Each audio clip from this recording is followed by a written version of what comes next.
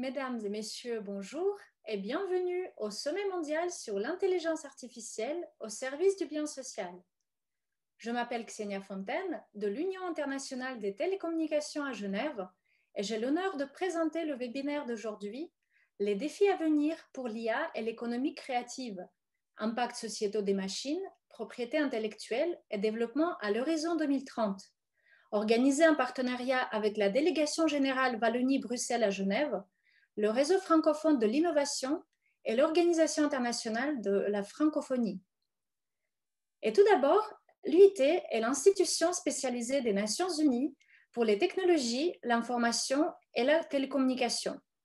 Nous sommes également les organisateurs du sommet sur l'intelligence artificielle au service du bien social, organisé en partenariat avec la Fondation X-Prize, 37 autres institutions du système des Nations unies, ICM, et co-organisé avec la Suisse. Cet événement constitue la plateforme privilégiée des Nations unies pour mener un dialogue inclusif sur l'intelligence artificielle. Cette année, avec une programmation numérique hebdomadaire, le sommet vise à toucher encore plus de participants à travers le monde entier.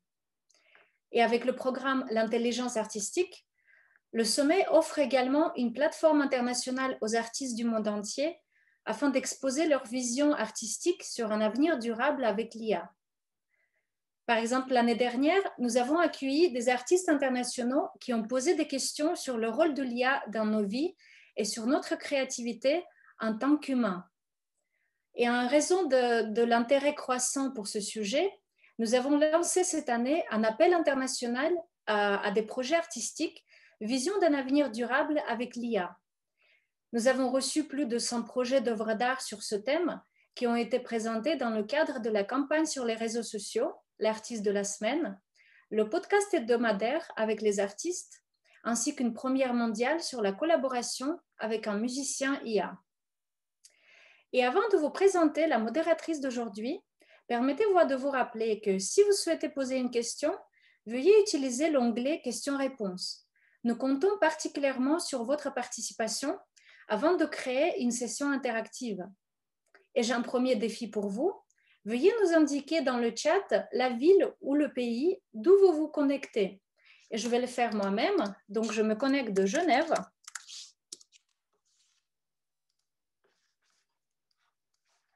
Et puis, on espère qu'on recevra aussi une participation bien internationale. Donc, nous avons Montréal, Namur, France,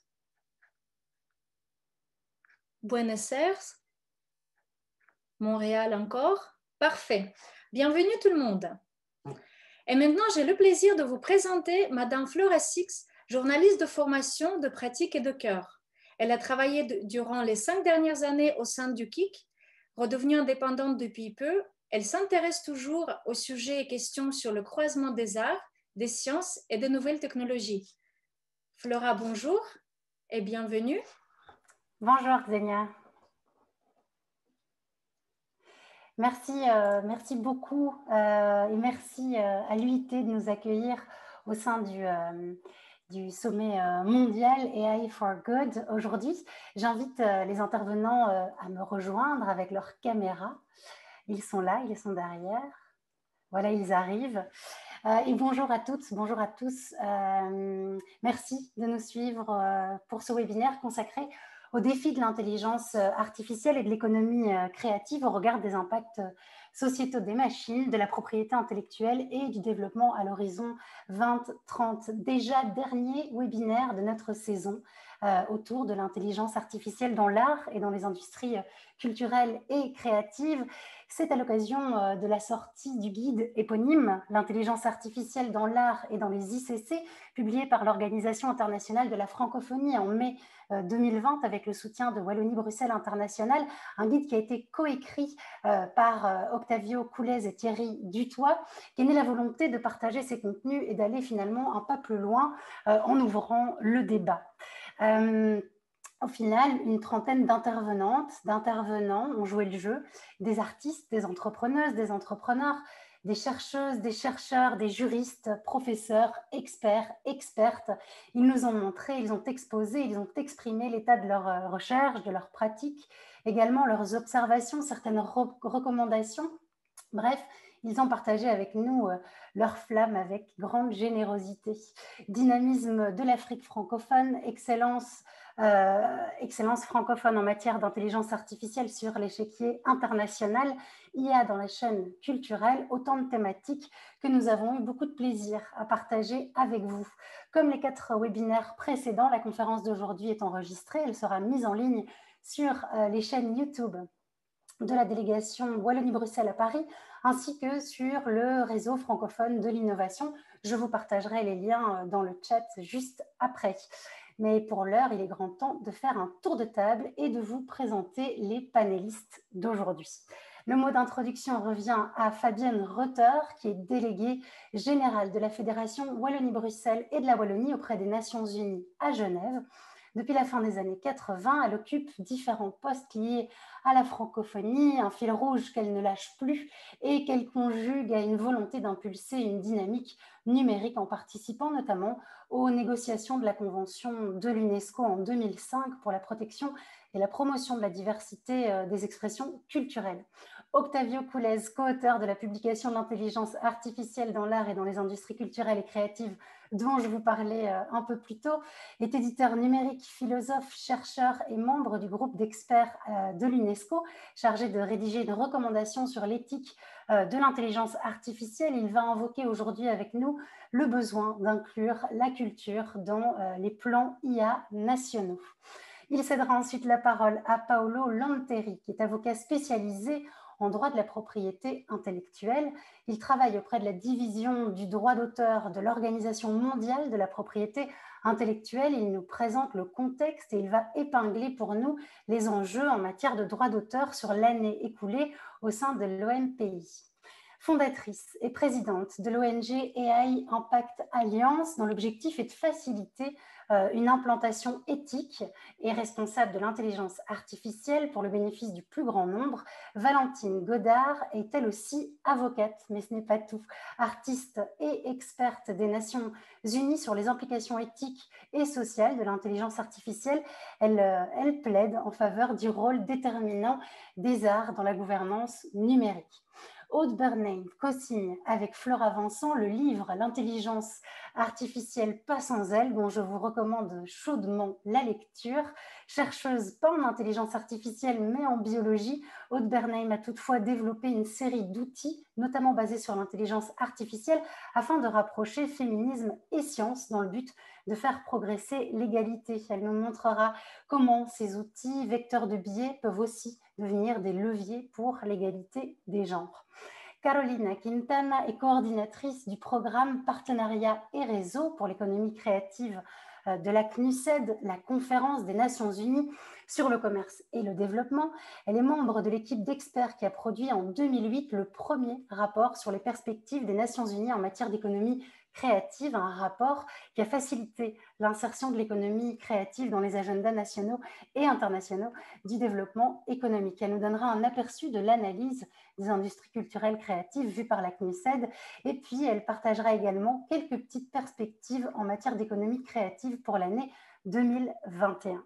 Et puis, un moment de questions-réponses est prévu en deuxième partie de webinaire. Vous pouvez d'ores et déjà, comme il vous l'a été recommandé d'ailleurs dans le chat, partager vos questions avec nous dans le chat intitulé questions-réponses.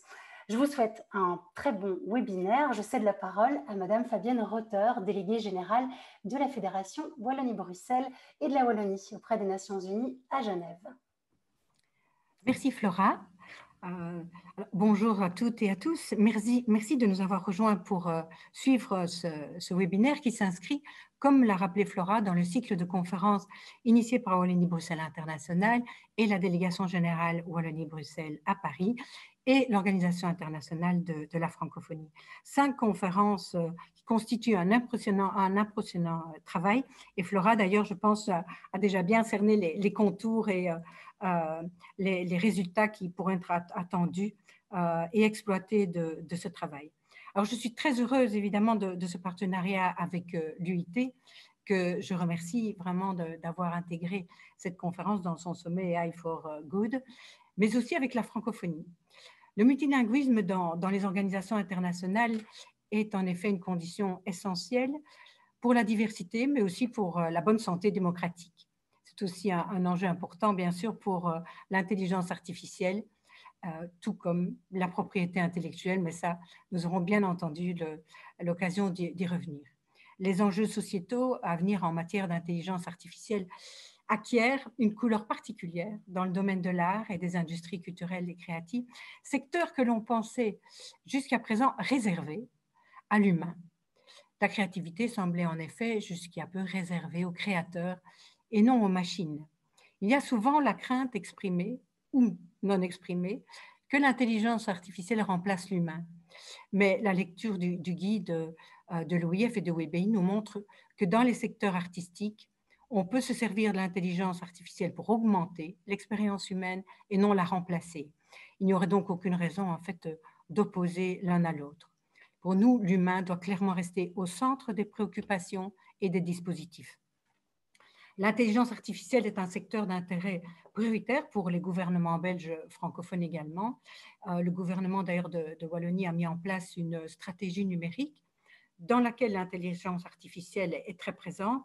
Et d'ailleurs, aujourd'hui, il y a le lancement d'une initiative du programme Digital Wallonia for Email, avec le programme Trail en particulier. J'ai suivi d'ailleurs ce lancement pendant 2 heures aujourd'hui. C'était extrêmement intéressant et j'espère que dans nos échanges qui suivront ce webinaire, nous aurons l'occasion d'évoquer toutes les collaborations possibles et de mettre en place les bonnes pratiques et les recherches.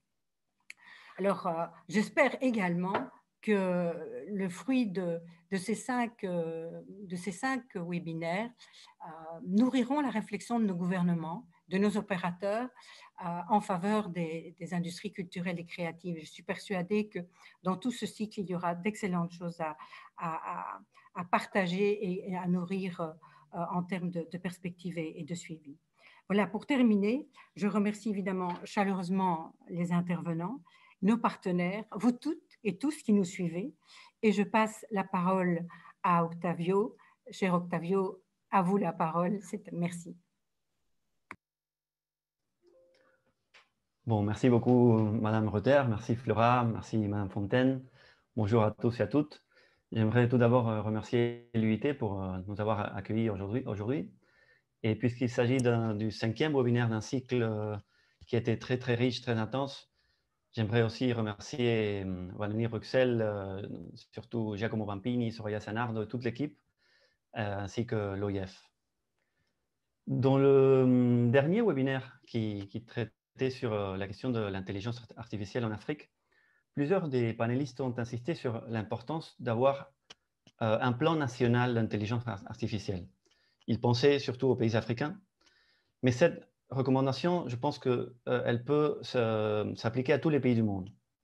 C'est tout à fait essentiel que tous les pays puissent développer leur propre stratégie nationale d'IA. Et non seulement en termes de recherche, mais aussi d'intelligence artificielle appliquée dans des domaines comme l'éducation, la santé, l'industrie, qui sont tous des secteurs fondamentaux pour atteindre les objectifs du développement durable.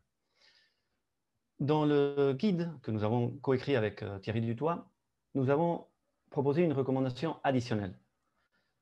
Non seulement il est fondamental d'avoir un plan national d'intelligence artificielle, mais il est aussi crucial d'inclure la culture comme un thème stratégique de ces plans nationaux d'intelligence artificielle.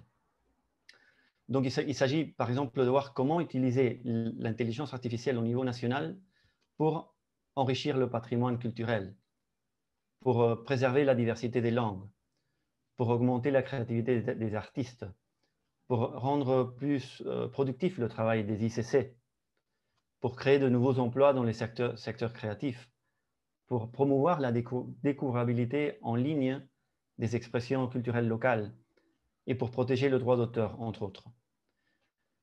Je crois que si on n'inclut pas la culture comme domaine stratégique des plans nationaux d'IA, il y aura tout d'abord des opportunités perdues pour le secteur culturel lui-même. Donc pour les artistes, pour les ICC, donc les industries culturelles et créatives, et pour le public. Mais il y aura aussi des problèmes pour le reste de la société. Si on n'inclut pas la culture dans les plans d'intelligence artificielle, je crois qu'il y aura des problèmes en termes de cohésion sociale, qui est tout à fait fondamental pour la durabilité. Donc, on le sait tous que le monde post-Covid sera beaucoup plus digital. Il sera géré par des algorithmes partout, y compris dans le secteur de la culture. Et une société qui ne maîtrise pas l'IA n'aura pas les moyens de créer sa propre culture. Et est-ce qu'une culture sera viable si elle n'est pas capable de créer ses propres expressions culturelles? Déjà, on commence à voir, par exemple, des expériences qui sont d'ailleurs très, très intéressantes de création, par exemple, de masques africains en utilisant de l'apprentissage automatique, machine learning. C'est ce qu'ont fait les entrepreneurs du collectif Obios français. On a eu la chance d'avoir Pierre Fautrel dans un des panels, le 3e webinaire. Et c'est passionnant ce qu'ils font. Ils ont alimenté la machine avec des images de masques traditionnels africains pour en créer de nouveaux. Et donc, est-ce que l'art africain du futur sera créé par des centres de recherche ou des startups en France, en Chine ou à la Silicon Valley? Là, je pense qu'il y a un thème à discuter. Non? Comment on peut faire un pays pour développer son propre écosystème IA pour que ce soit aussi les artistes africains, les artistes, les startups africaines qui puissent aussi participer de ces créations. Alors, juste pour finir, on parle toujours de cette idée d'avoir une IA centrée sur l'humain. Et c'est précisément la culture ce qui nous définit en tant qu'être humain.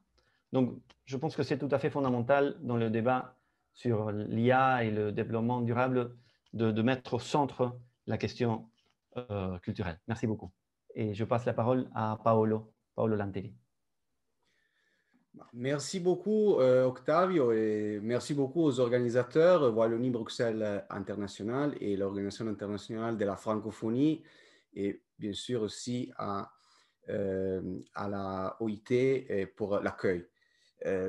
La OMPI et moi-même, nous sommes honorés de participer à ce débat qui est à la fois de grande actualité, voire à la mode, et très stratégique pour nos chères industries culturelles et créatives. Enfin, tout d'abord, je voudrais m'excuser, vous l'avez déjà compris, par avance pour mon faible niveau de français, tout à fait pas adéquat pour un événement de l'OIF. Et voilà, dans ces contextes d'analyse du futur des industries culturelles, je me propose de partager l'expérience et les premiers résultats des travaux amenés au sein de l'Organisation mondiale de la propriété intellectuelle. J'irai brièvement décrire les dialogues politiques en cours et introduire certaines questions juridiques liées surtout aux droits d'auteur et l'interaction avec la créativité IA. Tout d'abord, il est important de souligner le contexte de notre travail. Donc, l'OMPI, l'Organisation mondiale de la propriété intellectuelle, est une agence des Nations Unies, comme l'UNESCO et l'OIT. Il est financièrement autonome. Il a 193 États membres et a comme mission promouvoir l'innovation et la créativité à travers un système de propriété intellectuelle équilibré et efficace. On le sait très bien, la propriété intellectuelle offre une base juridique incontournable pour les opérations des industries culturelles et créatives parce qu'ils établissent les règles du jeu de toutes ces opérations à partir de la création, la distribution, la consommation et tous les licenciements en ligne ou pas en ligne. La propriété intellectuelle a aussi un lien direct, un peu plus complexe parfois, avec les objectifs du développement durable, notamment avec le numéro 9, industrie, innovation et infrastructure, et le numéro 4, éducation de qualité, et tout le monde de l'édition. Donc, malheureusement, on n'aura pas le temps de se concentrer sur ces liens parce qu'aujourd'hui, on est ici pour parler de pourquoi l'intelligence artificielle est rentrée dans l'agenda de l'OMPI. On l'a déjà rappelé à plusieurs reprises, l'intelligence artificielle trouve aujourd'hui application dans des fonctions qui étaient auparavant du domaine exclusif du cerveau humain, comme la créativité et l'ingéniosité.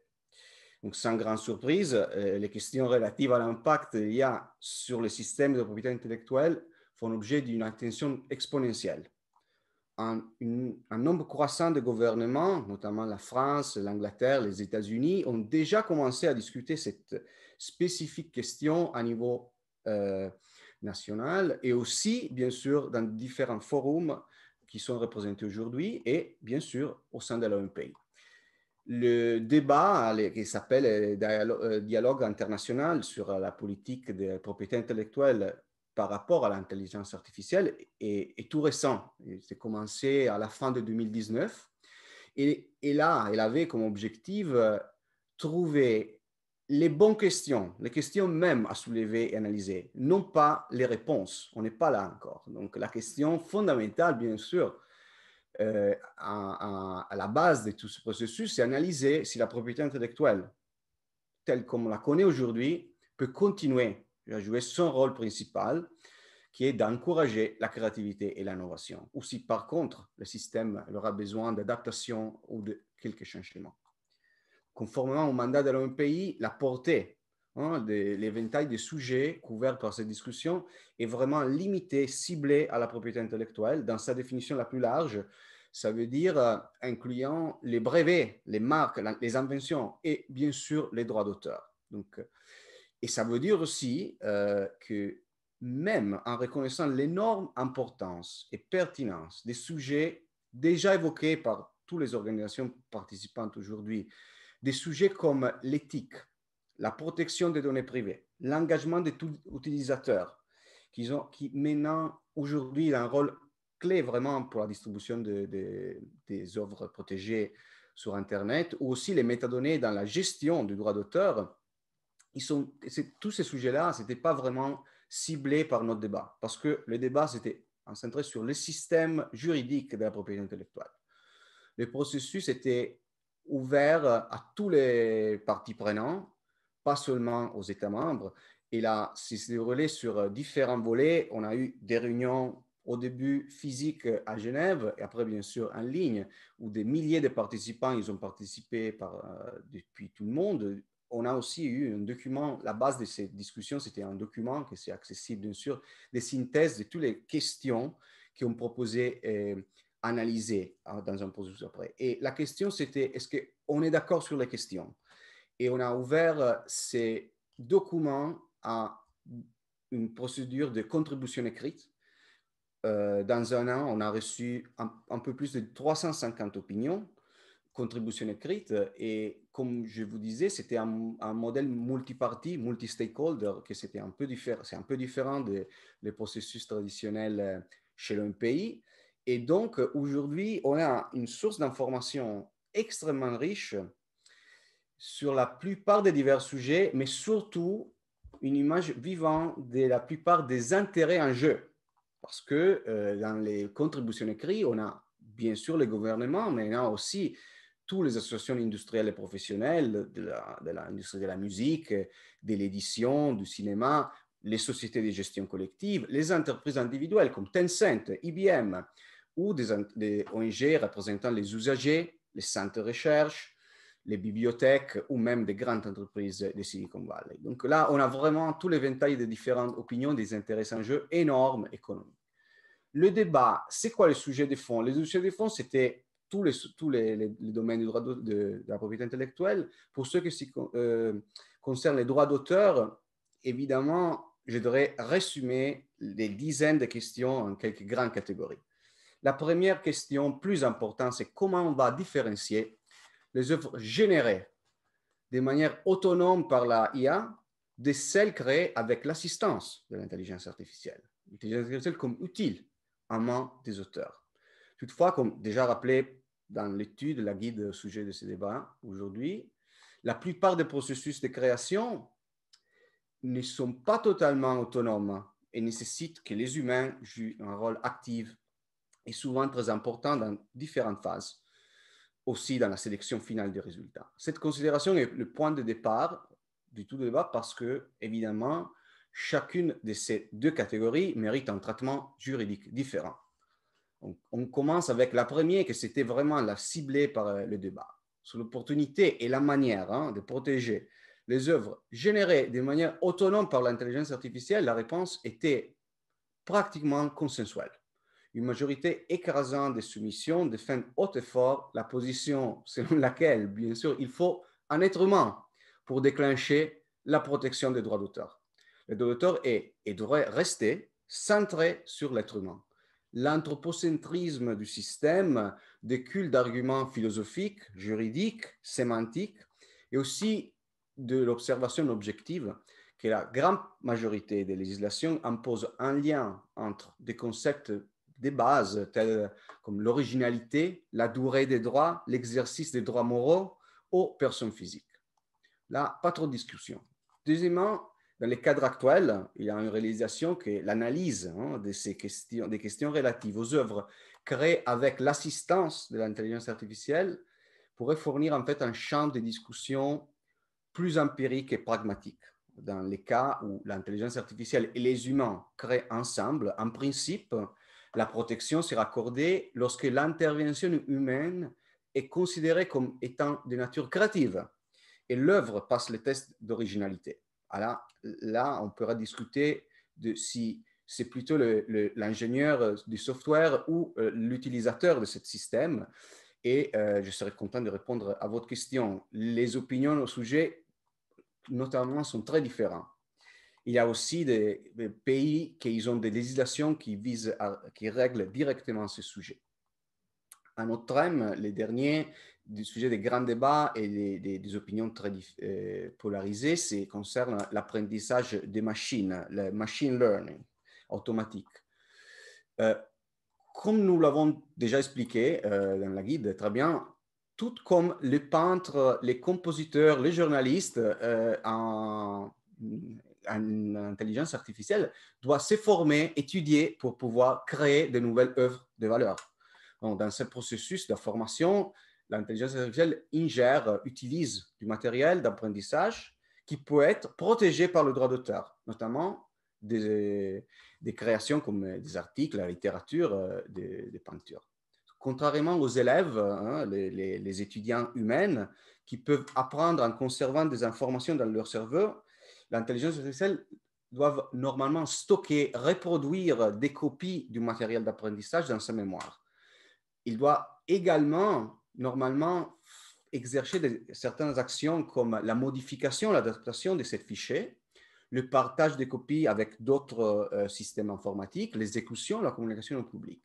Toutes ces actions-là sont en principe protégées par le droit d'auteur. Donc, au moins qu'un matériel ne soit dans le domaine public, ne fasse objet d'une licence, ou ne soit utilisé dans le cadre d'une exception spécifique, d'un fair use, l'intelligence artificielle est susceptible de violer les droits d'auteur pendant qu'il apprend, qu'il a en cours d'aller à l'école. Donc, dans ces domaines-là, les opinions des parties prenantes semblent clairement polarisées. Les industries, les ayants droit, ils veulent clairement en tenir un contrôle. D'un autre côté, les développeurs d'applications d'intelligence artificielle, ils voient se dérouler dans un contexte de légalité pleine.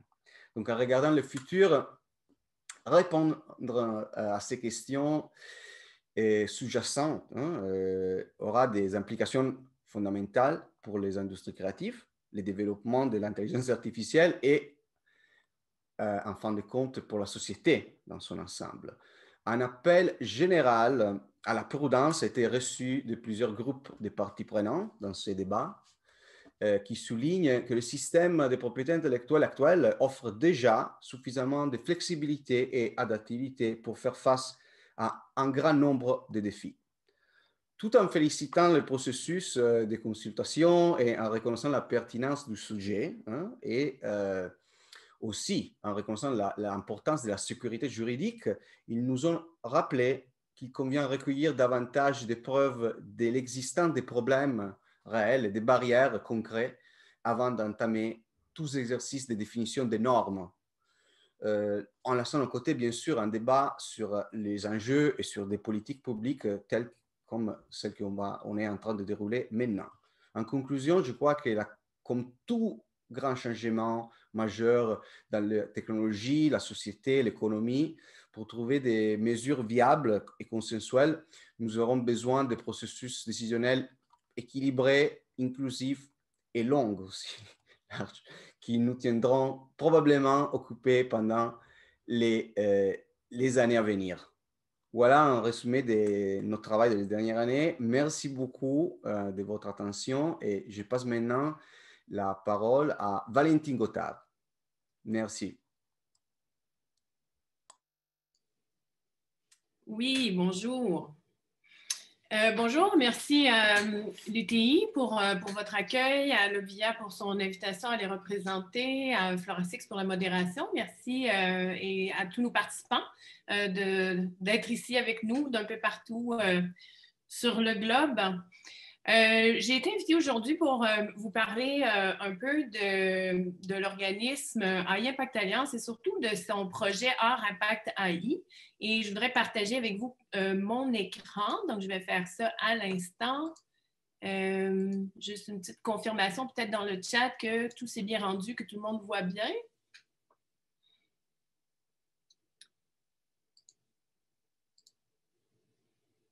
Oui? Parfait. OK. Excellent. Donc, l'objectif principal aujourd'hui, ce dont je voudrais me concentrer pendant le 10 minutes, c'est vous parler un petit peu du travail que je fais. Comme Flora expliquait tout à l'heure, je porte différents chapeaux. Je suis avocate et je suis aussi artiste en art visuel.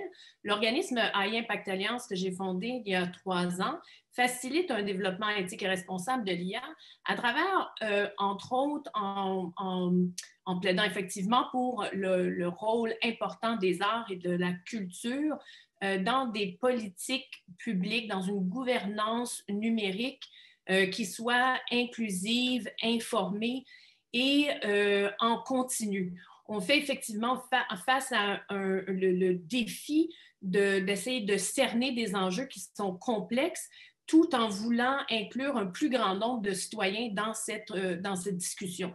On peut se demander qui raconte présentement l'histoire de l'IA, qui est en contrôle du narratif autour de cette nouvelle technologie, qui profite de ce narratif. Je me suis posé la question il y a 3 ans. On a mis sur scène des artistes qui venaient contribuer à la transparence. Et quand j'ai soulevé cette idée que les artistes pouvaient pas contribuer de façon proactive à une IA plus éthique, ce que j'ai fait pour visualiser le processus, c'est que j'ai mis sur scène une boîte noire avec des pans de chaque côté qui pouvaient s'enlever pour rendre la boîte noire plus transparente au fur et à mesure que les artistes nous aidaient à comprendre certains enjeux plus complexes.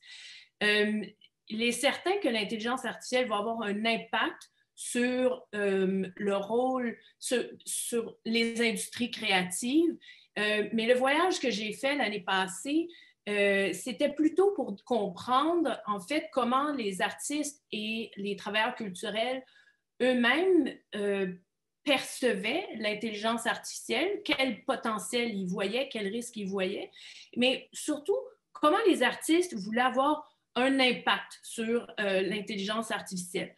Donc, ça, c'était les ateliers Art Impact et un peu plus tard dans le chat, je vous mettrai des liens vers un rapport de 40 pages qui explique plus en détail comment on a présenté les ateliers, comment on a travaillé avec les artistes à travers les 12 provinces, 13, en fait, à cause de COVID, on dit 12, au Canada, il y a 13 territoires et provinces. On a réussi à en faire 12 avant le début de la pandémie. Donc, il y a un rapport qui est disponible. Le rapport Art Impact se voulait vraiment un résumé, un sommaire des recommandations que les artistes, les travailleurs culturels ont fait eux-mêmes par rapport à une implantation éthique et responsable de l'intelligence artificielle. Ce sont des recommandations en politique publique qui ont résulté en des travaux avec les Nations unies et les politiques publiques qui ont été mises par sur la gouvernance numérique par les Nations unies ont souligné, entre autres, le rôle important des arts dans la gouvernance numérique. Donc, on parlait de propriété intellectuelle plus tôt. C'est certain qu'il y a beaucoup de questions absolument fascinantes. J'ai suivi aussi les travaux de l'Organisme mondial de la propriété intellectuelle au cours de l'année. C'était vraiment... C'est fascinant, la croisée entre l'intelligence artificielle, la propriété intellectuelle et les arts présentement. Comme juriste et comme artiste, c'est vraiment au cœur d'enjeux de pouvoir extrêmement importants. Et une chose que j'ai pas eu la chance d'entendre aujourd'hui, que je trouve qu'il est vraiment important de souligner à chaque fois, c'est que présentement, si on regarde le portrait de la propriété des brevets en intelligence artificielle, 26 sur 30 des requérants des brevets sont des entreprises privées. Seulement 4 étaient des institutions publiques. Donc, la propriété de l'intelligence artificielle est entre les mains d'un secteur très particulier, donc de très fermé. Donc, on parle de Microsoft, d'IBM, qui font beaucoup de AI for Good, mais en même temps, c'est important d'être conscient qu'elles sont propriétaires de la majorité des brevets en intelligence artificielle. Quand on regarde à l'intérieur des entreprises qui créent de l'intelligence artificielle, qui développent de l'intelligence artificielle, et c'est important d'être conscient que ça varie entre certaines startups qui trouvent pas aucune développeuse pour travailler avec eux, ou même les grandes entreprises comme Facebook et Google, où on compte en moyenne 0 à 15% de femmes qui sont publiées en recherche en intelligence artificielle. Donc, la conception même de ce qu'est l'intelligence, ce qu'on choisit d'automatiser, comment on choisit de l'intégrer, c'est important d'être conscient de ce portrait-là. Donc, on est parti l'année passée pour faire, comme je disais, une rencontre avec des artistes pour ouvrir le débat. Et je voudrais partager aujourd'hui avec vous, parce qu'il reste 4 minutes, quelques-unes des conclusions de ces rencontres. Et le sentiment qu'on a eu de la part des artistes, c'est important de dire que 51% des artistes au Canada sont des femmes, 60% sont des travailleurs autonomes. Donc, dans leur capacité d'avoir accès à l'intelligence artificielle, c'est-à-dire donc à une base de données assez importante, avoir accès soit à l'Internet dans certaines régions du Canada.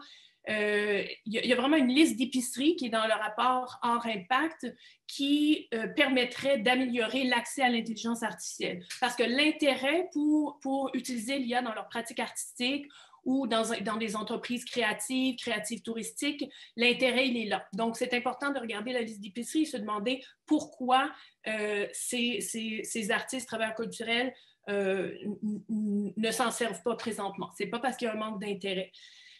L'autre chose, c'est qu'on a envie, puis quand je dis on a envie, là, je parle vraiment de façon très générale, le plus succinctement possible dans les prochaines 2 minutes. Les artistes ont envie de faire partie de cette conversation de ground up, vraiment de partir de la base. On veut de l'information neutre, indépendante par rapport au potentiel, par rapport au risque de l'IA.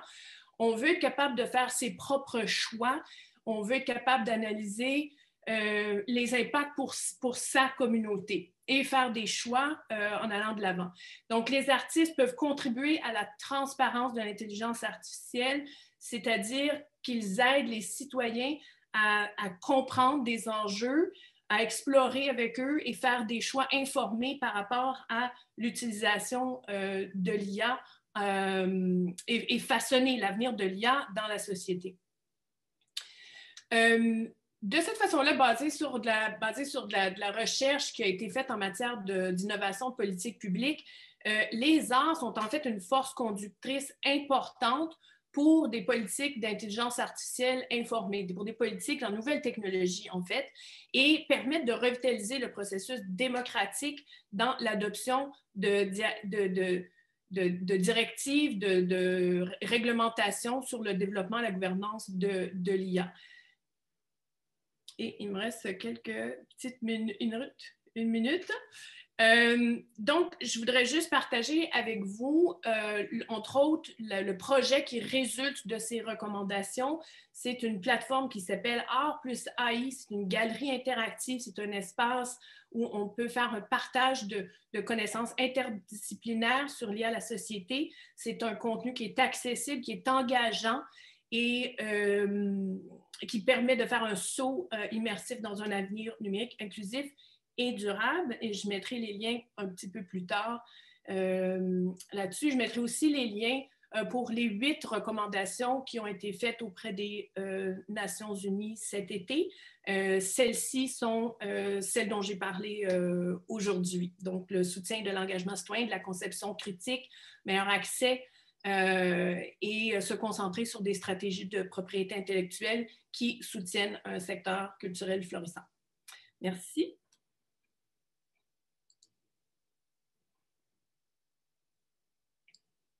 Et je passe la parole. Oh non, attends un petit peu. Là, je me rappelle plus à qui je passe la parole. Aude. Je me rappelle de son prénom. Attends, je cherche ma liste. Flora, est-ce que tu peux me sauver, s'il vous plaît? Oui, c'est bien Aude Bernheim qui va prendre la parole et qui doit allumer son micro. Bon, merci.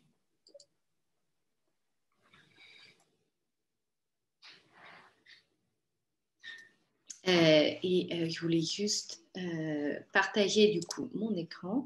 Voilà, donc je m'appelle Aude Bernheim et j'interviens aujourd'hui, on va dire, autour de réflexions que j'ai pu mener dans le cadre de l'écriture d'un livre qui a été publié en 2019, donc, qui s'appelle L'intelligence artificielle pas sans elle, que j'ai coécrit avec Flora Vincent.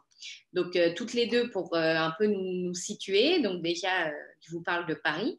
On est en fait toutes les deux de scientifiques, mais pas en biologie. Mais dans le cadre, on va dire, de nos travaux, de nos études, on a fondé une association scientifique et féministe donc en 2013.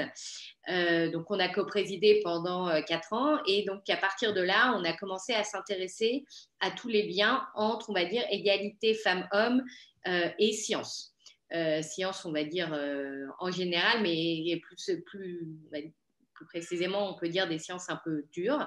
Donc, voilà, donc, que ce soit la biologie, mais aussi d'autres sciences. On a écrit ce livre dans le cadre d'une collection du laboratoire de l'égalité.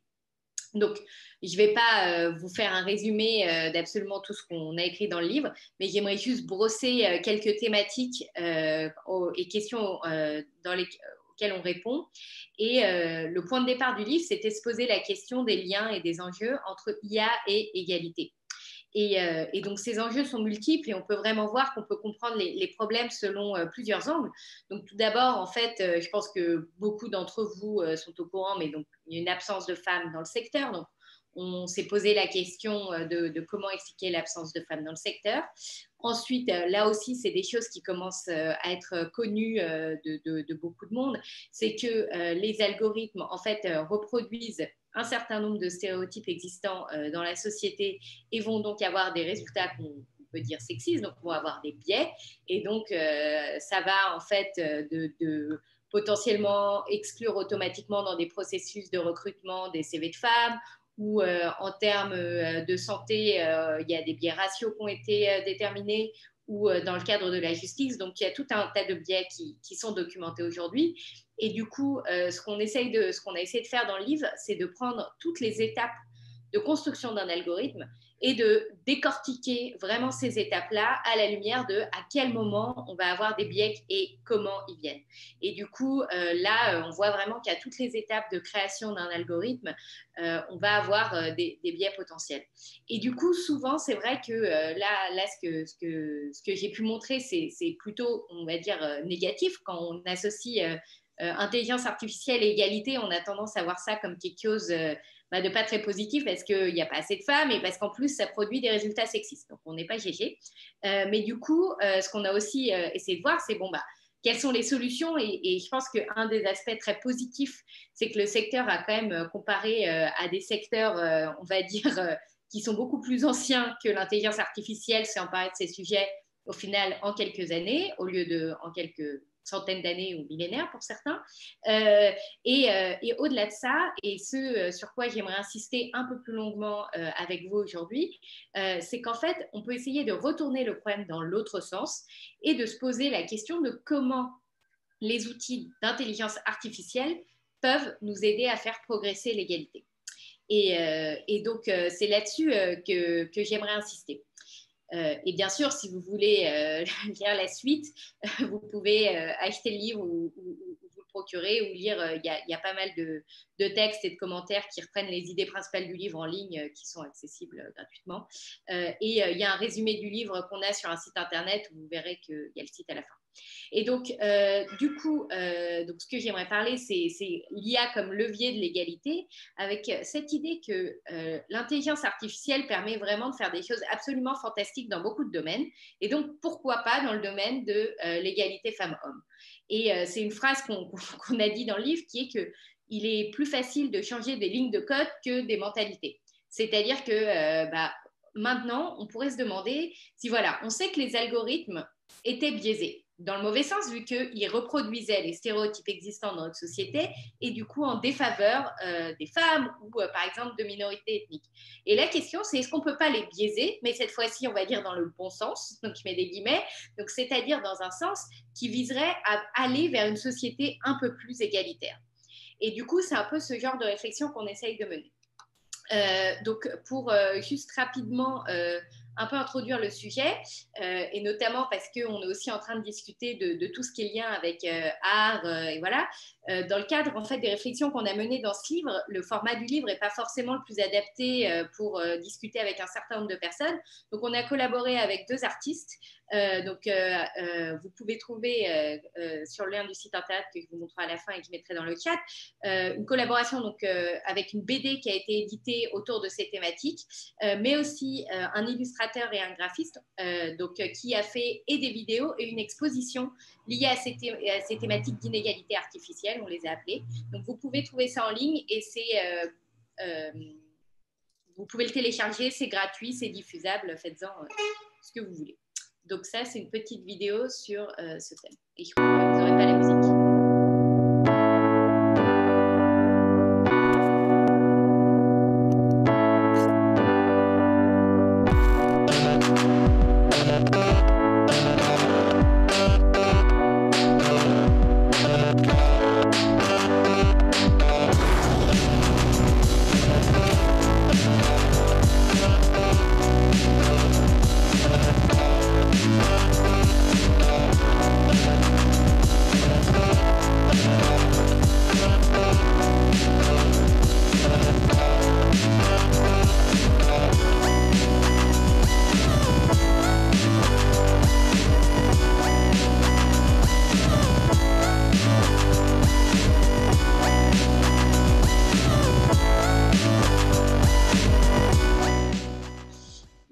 Je m'excuse si vous n'aviez pas la musique, j'ai fait une bêtise en partageant mon écran, mais rien de très grave. Donc, ce qui est introduit par cette petite vidéo, c'est en fait des outils d'intelligence artificielle qu'on peut utiliser comme des outils de diagnostic. Une des capacités fondamentales de l'IA, c'est la capacité à traiter énormément de données et à reconnaître un certain nombre de choses dans ces données. Et du coup, ce qui a été fait en 2016, ça a été de faire regarder un algorithme des films et de voir combien il y avait d'hommes et combien il y avait de femmes et combien de temps ils parlaient. Et du coup, on a pu avoir ces données extrêmement chiffrées qui montrent que les hommes parlent 2 fois plus et sont à l'écran 2 fois plus que les femmes. Donc, on est dans des problématiques de représentativité. Et ce qui est passionnant avec ces algorithmes, c'est qu'en fait, on obtient des données très chiffrées, très spécifiques à ce qu'on cherche. Et pour moi, au-delà dans la petite vidéo, il y avait marqué que ça permettait de changer les lois. Moi, je trouve aussi que ça permet avant tout de changer des mentalités et au sein même de son organisation. C'est-à-dire qu'on peut utiliser des outils d'intelligence artificielle pour chiffrer autour de soi plein de choses qui vont s'adapter. Donc là, quelqu'un pourrait faire la remarque « Ah oui, mais ça, c'est aux États-Unis, c'est pas en France ». Or, il y a une étude qui, l'année suivante, l'année dernière, a fait à peu près la même chose, c'est-à-dire que c'est un algorithme qui a regardé 700 000 heures de programmes TV, radio, et qui a trouvé exactement le même type de statistiques. Et ce qui est passionnant, c'est qu'au-delà qu'on voit que c'est les mêmes chiffres et que c'est déprimant et qu'il faut changer, ce qui est super, c'est que c'est beaucoup de données, mais qu'en plus, on peut le refaire tourner chaque année, cet algorithme. Donc, on peut prendre des mesures, essayer d'améliorer ce qui se passe, et ensuite voir si ça a marché, parce qu'en fait, on peut faire regarder tous les programmes de ce type. Donc, on voit comme outil de diagnostic, c'est fabuleux par la quantité de données que c'est capable de traiter, mais aussi par le côté très spécifique qu'on peut appliquer à une organisation. Un autre outil d'intelligence artificielle que je voulais mentionner, c'est plutôt dans le côté génératif, donc créatif. On sait qu'aujourd'hui, il y a des intelligences artificielles qui sont capables d'écrire des articles de presse, faire des tableaux, faire de la musique. Eh bien, là-dessus, il y a des gens qui ont appliqué ces algorithmes plutôt génératifs, créatifs, on va dire, à un problème très particulier qui est celui de la représentation des femmes dans Wikipédia.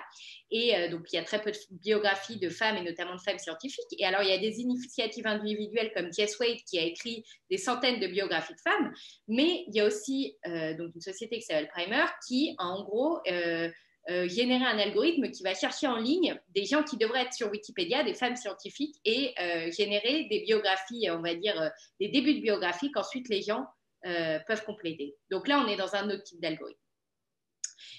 Et du coup, on peut maintenant imaginer qu'on ait plein de manières d'encoder l'égalité et donc imaginer à chacun des potentiels algorithmes qui nous permettraient en fait d'aller plus loin vers l'égalité. Donc, quand on aurait un outil de management qui permettrait de recruter, on pourrait forcer cet algorithme à proposer autant de CV de candidats de femmes que d'hommes pour un certain type de poste, au lieu de dire on va prendre ce qu'il y a et de reproduire des biais.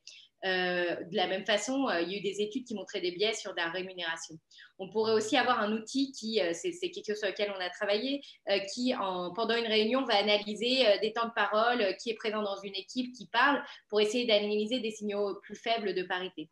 Et moi, j'ai aussi l'idée de potentiellement, ce serait chouette d'avoir une espèce de Google Translate pour transformer tout langage dans un langage inclusif, un langage épicène qui concerne tout le monde. Donc, en fait, ça n'a pas de limite. C'est très créatif comme processus et ça montre que tout ce que ça peut faire. Et donc là-dessus, j'aimerais conclure du coup sur ici, vous pouvez trouver toutes les références. Ça, c'est le site où vous trouvez pas mal de vidéos, des BD et tout ce qu'il vous faut comme support. Et sinon, n'hésitez pas à me demander. Donc, je vous remercie pour votre attention et je vais passer la parole à Carolina Poulton.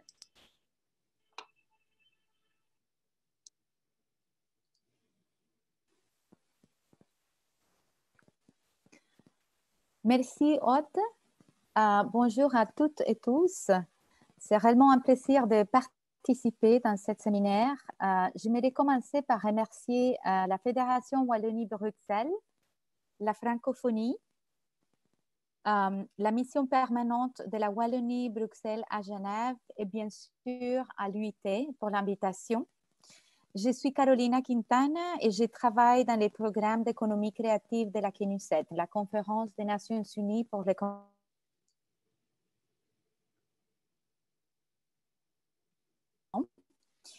Et tout d'abord, j'aimerais notre programme. Alors, notre rôle, c'est premièrement de continuer la recherche et l'analyse des politiques pour aider les pays en développement à mettre en place des cadres pour qu'ils puissent développer leur industrie culturelle et créative, aussi de favoriser la coopération entre les créateurs et les gouvernements, les organisations internationales et les secteurs privés qui travaillent à promouvoir les secteurs. Deuxièmement, notre rôle est de promouvoir une meilleure compréhension du commerce international des biens et services créatifs au niveau global et aussi au niveau national. Et donc, dans ce cadre-là, on travaille pour générer et faire des analyses des données sur les commerces de ces biens créatifs.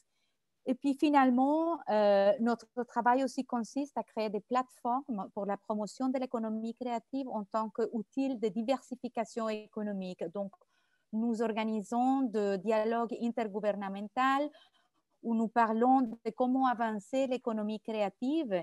Et dans ce cadre-là, quel est le rôle important de la technologie, y compris l'intelligence artificielle, l'intelligence augmentée, et le rôle de la propriété intellectuelle ainsi que les tendances sur le commerce international. Donc, la perspective, c'est une perspective intégrant tous les aspects qui vont faire progresser cette économie créative.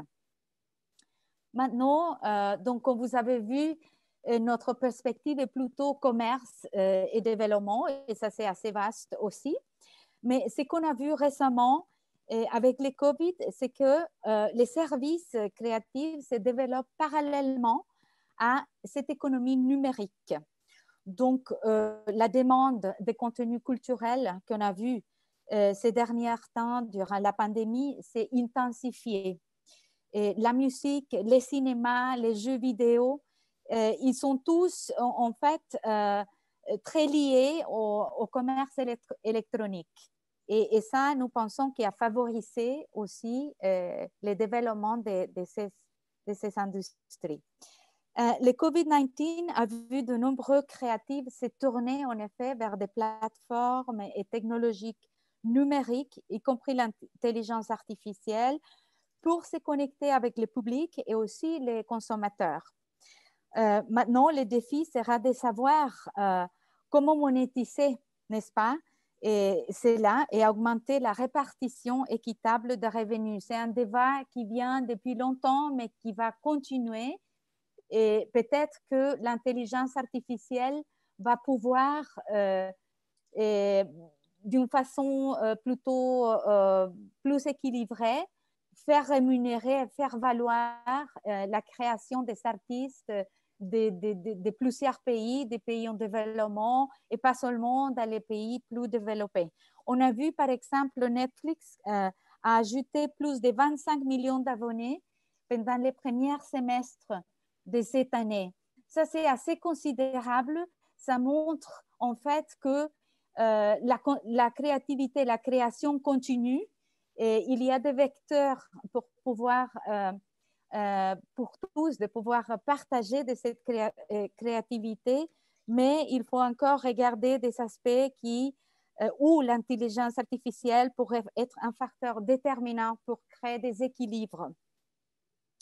Alors, en effet, on a vu, je ne vais pas entrer dans les détails, excusez-moi. On a vu l'excellent rapport qui a été créé par Octavio, et, la relation entre l'intelligence artificielle et l'art.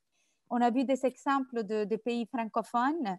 On a l'habitude d'entendre beaucoup plus des exemples de la part des pays développés, n'est-ce pas? Comment ils ont adopté rapidement l'intelligence artificielle dans plusieurs secteurs économiques, mais y compris, par exemple, l'industrie cinématographique pour prédire le succès des films, écrire des scripts, concevoir des graphismes, sélectionner les acteurs, etc. Donc là, on peut se poser la question où est l'artiste, où se situe l'artiste et que va devenir son emploi dans le futur. C'est une question ouverte. Normalement, on est là justement pour essayer de réflexionner sur ce qui est en train de changer et dans cet univers qui affecte les secteurs culturels. J'aimerais aussi dire un mot sur la Suisse. J'ai vu qu'ils sont aussi, ils soutiennent cet événement. Et puis la Suisse, c'est un cas très intéressant parce qu'ils ont souligné leur fort engagement dans le domaine de l'intelligence artificielle éthique. Donc là, j'ai vu Paolo parler de ça. Je trouve que et ça, c'est quelque chose qu'on va, en tant qu'organisation internationale, vraiment devoir porter, de parler avec les pays membres, de les faire raisonner et comprendre les enjeux qui se situent dans ces domaines-là et comment ça va affecter la culture. Donc, l'intelligence artificielle affectera probablement de manière disproportionnée les populations du monde en développement. Ça, on peut l'anticiper parce que les infrastructures technologiques dont ils disposent, les compétences numériques, les financements pour la recherche et le développement, leur cadre juridique et institutionnel pour réglementer justement ces technologies sont très, très différents dans tous ces pays. Donc, c'est un débat qui doit se mener au niveau des institutions spécialisées et aussi au niveau international et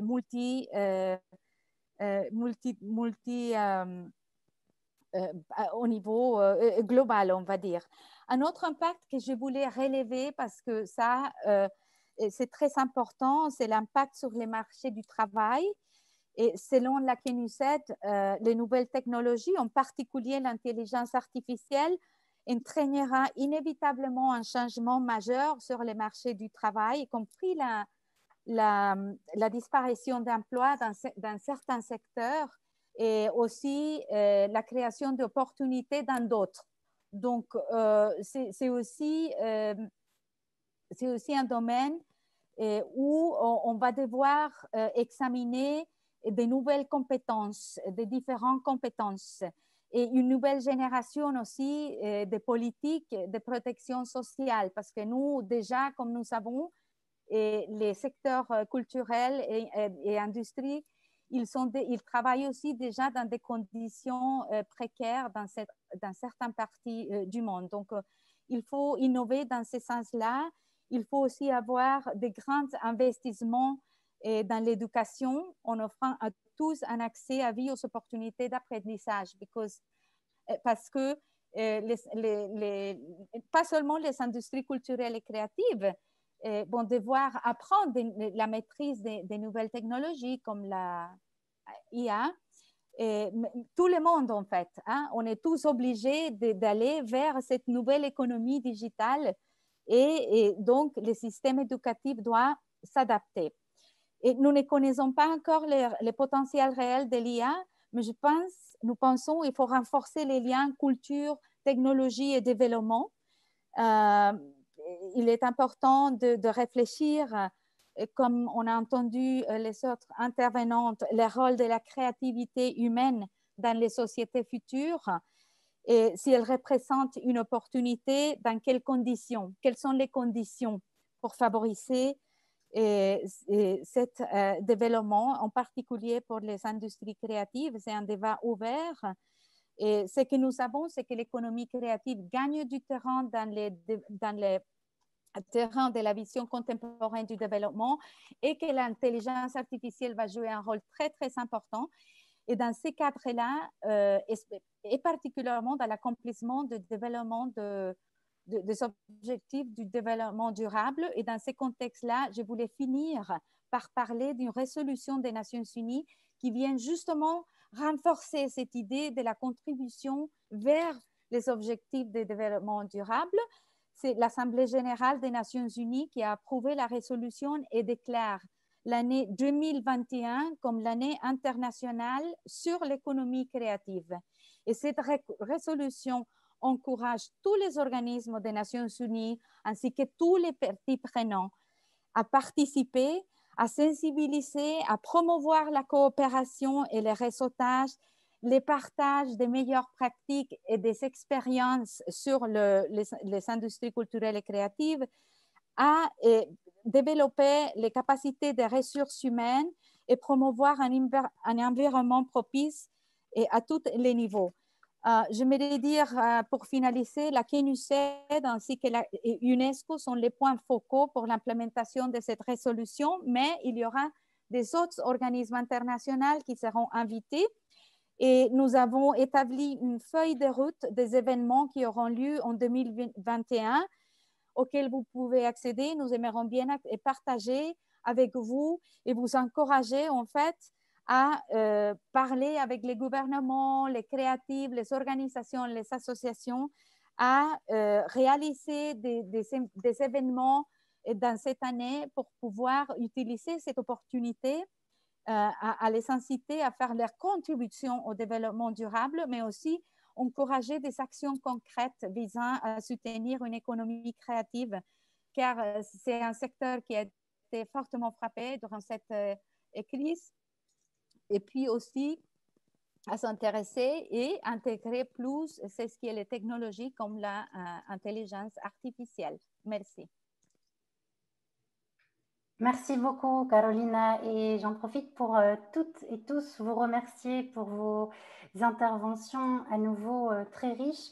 Alors, on est connecté depuis Genève, Buenos Aires, Montréal, Mokolo, San Diego, Bamako, Pise, Saint-Rémy, les Chèvreuses. Celui-là, il faudra peut-être le googler. Tunis, Namur. Merci en tout cas à vous d'être là. On va passer à la partie questions-réponses. Alors évidemment, il y a déjà énormément de questions qui ont été posées. Comment associer la culture ou plutôt les cultures dans les agendas IA internationaux? Comment déterminer la paternité d'une œuvre dans le contexte d'une œuvre utilisant l'intelligence artificielle? Qui écrit l'intelligence artificielle? Pour qui? Pourquoi? Qui détient les brevets? Secteur privé, secteur public? Comment analyser et objectiver les impacts de l'intelligence artificielle pour les communautés? Comment les artistes peuvent comprendre les enjeux de l'intelligence artificielle, et faire des choix informés afin de façonner l'avenir de l'intelligence artificielle? Par quel mécanisme les algorithmes deviennent-ils machistes? Comment l'intelligence artificielle peut-elle devenir un levier pour l'égalité entre les hommes et les femmes? Quelles sont les conditions pour favoriser le développement dans le cadre des industries culturelles et créatives? Voilà un peu un aperçu de tout ce dont nous avons parlé. Alors, on a un participant qui nous a posé une question un peu pratico-pratique et je vous propose de commencer par celle-là. C'est Monsieur Zoglami qui nous dit bonjour d'abord. Il est heureux de nous retrouver pour ce nouveau webinaire. Sa question, c'est pour Paolo Lanteri. Il accompagne une start-up africaine qui s'appelle SIP Management et qui a développé un système en intelligence artificielle sur la propriété intellectuelle, le droit d'auteur, les dessins et les modèles. Alors, cette start-up, elle se spécialise dans les industries culturelles créatives africaines. Alors, comment aider les jeunes qui ont des idées, mais qui ne sont pas forcément soutenus par leur gouvernement ou par des investisseurs qui se retrouvent un petit peu loin de leurs préoccupations? Est-ce que Paolo Lanteri a une explication?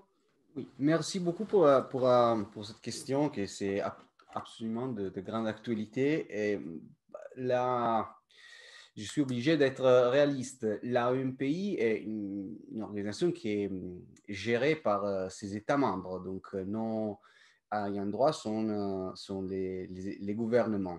Donc, la plupart de nos soutiens techniques, c'est distribué à travers des gouvernements qui demandent, par exemple, des programmes spécifiques sur les petites et moyennes entreprises. Après, on a, donc là, la première réponse, c'est on serait heureux de travailler avec cette petite start-up et normalement, la requête, elle doit être elle doit être canalisée à travers le pouvoir public. À côté de ça, on a deux projets, deux activités. Un, c'est spécifique pour le soutien aux inventeurs. Donc, si vous avez un brevet, vous avez un nouveau système de développer une application, on a un programme spécifique pour aider les inventeurs individuels. Et aussi, il y a un nouveau projet lancé l'année passée qui s'appelle Wipe for Creators, qui est spécifique pour les industries culturelles et créatives. Donc, je n'ai pas compris exactement dans quel domaine cette IA déroule, mais si c'est par exemple la musique, on a déjà en ligne, vous pouvez le chercher. Et malheureusement, pour l'instant, c'est que ça, on n'a pas une aide économique qu'on peut donner aux individus, aux entreprises, les sociétés individuelles. Désolé. Merci. Alors, je vois dans le chat qu'on vous demande également de partager le lien vers le rapport, si possible. Ça n'a pas encore été fait, c'est vrai. Merci à vous toutes, à vous tous d'être très actifs dans le chat. C'est donc pas forcément tout à fait simple de faire un choix. Mais peut-être qu'on peut revenir plutôt sur des questions éthiques. Laetitia Boussaka qui demandait comment monétiser la créativité à l'ère de l'intelligence artificielle. C'est une question qui est plutôt large, mais peut-être qu'on pourrait avoir quelques éléments de réponse avec Valentine Godard, par exemple.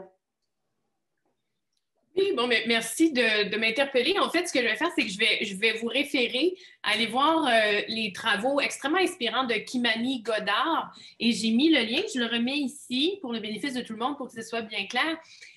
Puis je pense que ça va peut-être répondre à l'autre question un petit peu, pas en termes de soutien de financement, mais peut-être en termes d'inspiration.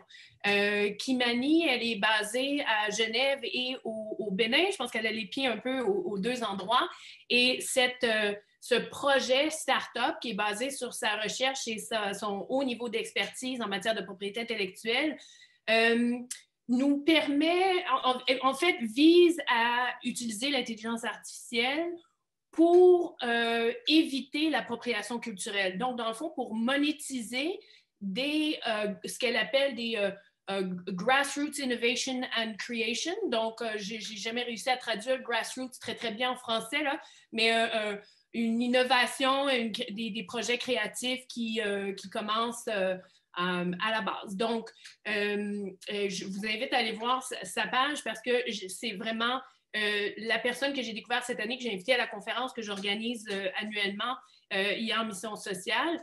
Et je vous inviterai, j'ai aussi mis le nom de Michaela Mantegna, qui est aussi une experte. Elle est basée en Argentine, qui travaille à la jonction de la pays de l'art et de l'IA, et tout particulièrement du jeu. Et on parlait tout à l'heure de l'IA pas sans elle. Elle se sert de sa connaissance juridique en matière de propriété intellectuelle, mais surtout en matière de jeu pour augmenter la représentation des femmes dans un secteur qui est aussi extrêmement genré, si je peux le dire comme ça. J'en profite pour vous annoncer, pour vous dire que Aude Bahreïn a malheureusement dû quitter le webinaire pour aller vaquer à ses occupations. Mais merci Valentine pour cet élément de réponse.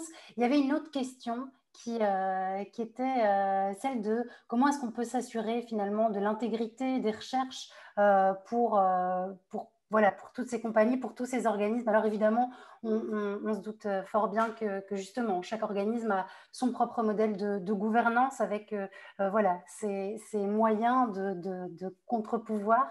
Mais peut-être qu'on peut avoir quelques éléments de réponse avec vous, intervenants qui justement ont travaillé dans différents organismes. Comment est-ce que on met en place des garde-fous et comment justement une certaine forme d'intégrité et une transparence peut être garantie.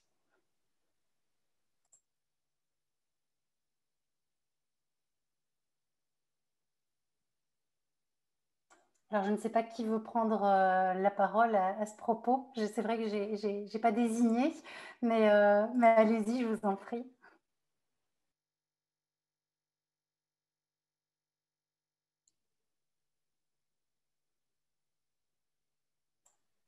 Personne ne veut se mouiller, on dirait.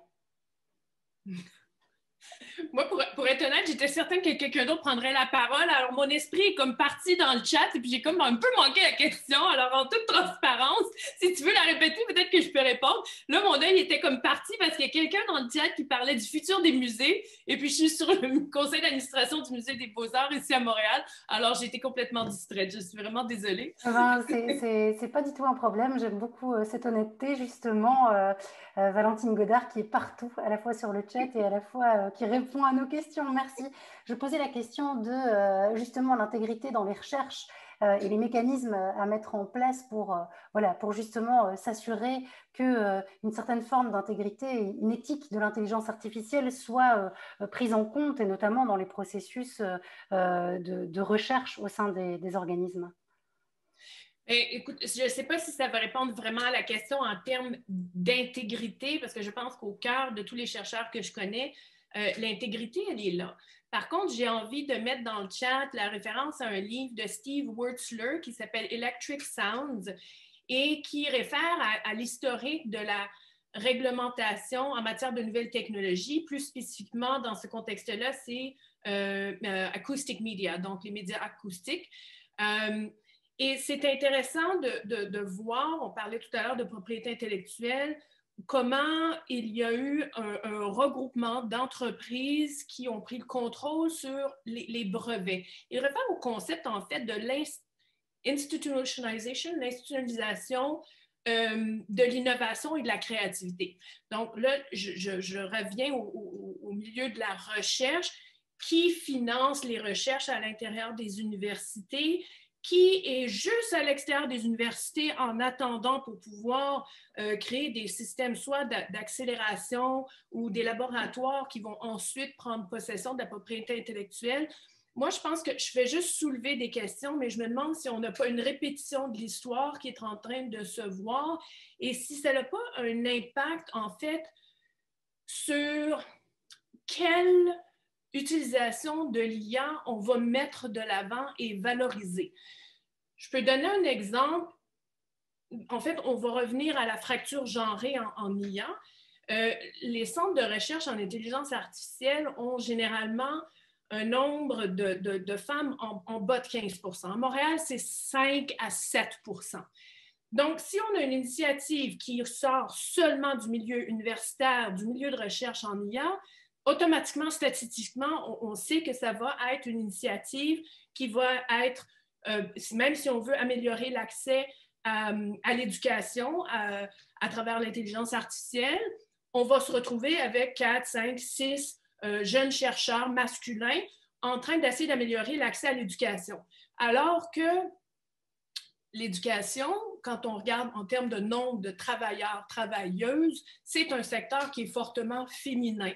Donc, en matière de protéger l'intégrité, je ne sais pas si c'est vraiment à ça auquel vous faisiez référence, mais pour moi, le respect non seulement des données des parties prenantes, mais aussi de la perspective des parties prenantes et de s'assurer qu'on ne va pas promouvoir ces solutions d'améliorer l'accès à l'éducation à travers l'IA sans avoir avant vraiment consulté et travaillé avec les parties prenantes, dans ce cas-ci, par exemple, des enseignantes ou des travailleuses sociales. Et je pense que ça aiderait à améliorer la confiance que les gens ont envers l'intelligence artificielle.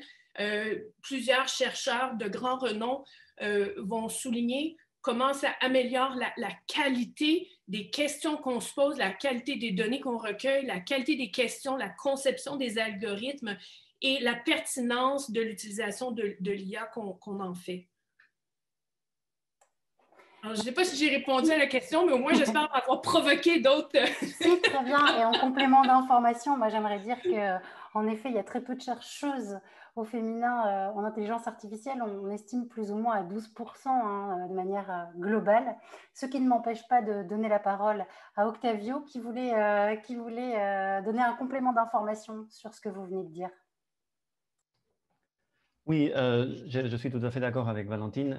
Je pense qu'il y a ici dans la question de l'éthique de la recherche, que ce soit au niveau des universités qu'au niveau des entreprises, il faut d'abord sensibiliser les chercheurs, parce que parfois il y a des chercheurs qui ne sont pas conscients des problèmes de biais, de race, de genre, etc. Mais aussi, il faut travailler sur la diversité humaine des équipes qui travaillent, qui développent des solutions d'IA. On l'avait un peu traité dans un des webinaires, je pense que le deuxième, au siège de l'UNESCO. Parce que sinon, c'est ça le risque, c'est d'avoir, comme disait Valentine, d'avoir un domaine qui est majoritairement masculin, d'hommes blancs, qui vont essayer de voir comment enlever les biais de genre des algorithmes et quelques biais racistes. Et si on ne change pas les équipes, la conformation des équipes même de travail, ça c'est impossible. Parce que les biais dans l'IA ne sont pas comme un virus qu'il faut traiter comme qu'il faut éliminer. Et en fait, ils sont presque impossibles parfois d'éliminer. On ne peut pas avoir une IA aseptisée. Et c'est ça le problème parfois de l'approche des ingénieurs par rapport à l'IA. Les biais sont des stéréotypes culturels. Et de nouveau, on voit la culture qui a des choses à dire ici. Non? Si on enlève la question de la culture de l'équation, après, elle va revenir par la fenêtre sous la forme de biais. C'est ça le problème. Et donc, comment traiter tous ces stéréotypes culturels en ayant un débat beaucoup plus pluriel au sein des équipes de travail. Sinon, finalement, on aura toujours des solutions qui seront biaisées. Si on utilise par exemple Google Translate, et je crois qu'on n'a pas le temps, mais ce serait bien de le voir un jour. Si vous traduisez « il est un scientifique » vers le turc, qui est une langue qui n'a pas de genre, et après vous inversez la traduction, donc vous avez le turc comme langue principale, le résultat toujours sera masculin. Donc, scientifique, pour Google, est masculin. Si vous utilisez infirmier, finalement, ça va devenir infirmière. Donc, pour la machine, il y a des professions qui sont d'hommes et des professions qui sont de femmes. Et parfois, ce sont les professions de plus de pouvoir qui sont masculines et moins de pouvoir qui sont féminines. Donc, il y a des biais partout, non seulement dans le code, mais aussi dans les données et dans la conformation des équipes. Et ça a des conséquences énormes. Donc, oui, à mon avis, il faut travailler sur la conformation des équipes. Et je vous conseille de voir, je peux vous partager ce lien par le chat, de voir ce qui s'est passé avec l'affaire de Tibnit Gebru à Google. Ça fait juste quelques jours. Et elle dit que les grandes compagnies de technologie, quand elles font de la recherche et l'application en IA, elles sont institutionnellement racistes. C'est très fort, c'est très fort. Donc, je pense que c'est lié en partie à qui développe l'IA. Non pas seulement comment il la développe, mais qui sont ces ingénieurs. Qui sont ces ingénieurs et ces ingénieuses et justement sur la diversification des équipes, à la fois des profils, on le disait, et là je te rejoins Octavio, mais aussi une forme de diversification culturelle at large, c'est-à-dire à la fois dans la manière dont on peut hybrider les équipes et aussi comme à l'image d'aujourd'hui, les lieux de connexion, les lieux d'origine, voilà, en tout cas une hybridation à tous les étages. Je vais faire un grand écart parce qu'il nous reste quelques minutes encore pour poser une question tout à fait autre, mais néanmoins toujours en lien avec le webinaire qui nous rassemble aujourd'hui. On en a parlé, on l'a évoqué avec Carolina Quintana, l'impact de l'intelligence artificielle sur les emplois dans l'économie créative. C'est une question qui est revenue plusieurs fois au sein de la saison de webinaire. Alors, on se demande, est-ce qu'évidemment ce sera plutôt positif, plutôt négatif? Ça dépend un petit peu d'où on se situe pour y répondre. En tout cas, qu'est-ce qu'on peut dire en termes de perspective pour cette année 2021 qui arrive et qui est justement placée sous le signe de l'économie créative? Est-ce qu'on est plutôt dans la colonne des plus ou dans la colonne des moins? Merci, Flora. C'est une question difficile parce que déjà, les termes de l'intelligence artificielle, c'est assez vaste. Et nous, comme j'ai dit au début, on n'est pas spécialiste dans le domaine de l'intelligence artificielle. On commence maintenant à voir l'importance qu'il joue dans le secteur de la culture. C'est difficile à dire, mais je pense que de toute façon, il y aura toujours cet équilibre déjà existant entre les conditions des pays en développement par rapport aux pays plus développés qui ont plus de ressources et qui sont peut-être plus éduqués des fois, avec un meilleur accès à l'éducation en général que des autres. Donc déjà, je pense qu'à la base, on va partir d'une condition qui n'est pas égale. Maintenant, si j'ai vu un de personnes qui a mis un message sur le chat là, et il disait déjà il faut avoir accès à l'internet, déjà il faut avoir un certain niveau de connaissances pour pouvoir accéder à cette technologie. Donc je pense ça va être un terrain assez déséquilibré. Comme j'ai dit tout à l'heure dans mon intervention, je pense que l'éducation va jouer un rôle très important. Il faut toujours travailler avec l'humain. L'humain, c'est au centre de toute activité humaine. Donc, je pense qu'il faut vraiment travailler sur l'éducation, améliorer les systèmes d'éducation et comme ça, je pense que les humains vont pouvoir maîtriser au mieux utiliser à leur avantage la technologie qui va continuer à se développer. Et c'est tout ce que je peux dire parce que le futur dans ces domaines-là, c'est très incertain. Merci. Incertain d'autant plus, et je fais référence aux commentaires de Valentine Godard dans le chat, évidemment la fracture numérique qui s'accroît aussi. On en parlait lors du précédent webinaire. Octavio nous parlait de la fracture créative aussi, qui est un des enjeux et qu'on voit bien à l'œuvre aujourd'hui. C'est le temps de clôturer ce webinaire. Merci à vous toutes et à vous tous d'avoir participé. Merci pour vos interventions aussi. Merci pour tous les liens qui sont dans le chat et disponibles encore. C'est le moment de faire quelques copier-coller. Je vais rendre la parole à Xenia Fontaine. Merci à vous tous et belle soirée. Merci beaucoup Flora et un grand merci à tous nos intervenants pour cette riche discussion. Et nous voudrions également remercier la délégation générale Wallonie-Bruxelles à Genève, le réseau francophone de l'innovation et l'Organisation internationale de la francophonie de nous avoir aidés à préparer ce webinaire. L'enregistrement sera bientôt disponible sur notre site web ainsi que sur la chaîne YouTube AI for Good. Et si vous souhaitez plus d'informations sur la programmation numérique AI for Good, nous vous invitons à consulter notre site web. Nous remercions également tous nos partenaires, sponsors ainsi que la Suisse pour leur soutien continu. Et finalement, je voudrais en profiter pour souhaiter à toutes et à tous de très bonnes fêtes de fin d'année ainsi que nos meilleurs vœux pour l'année 2021. Merci et à très bientôt.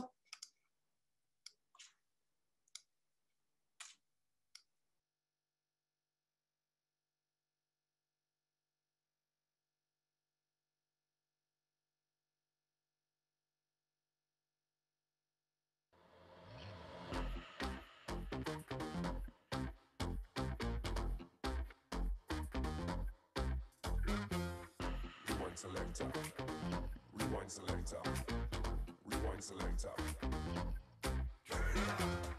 rewind selector, rewind selector, rewind selector.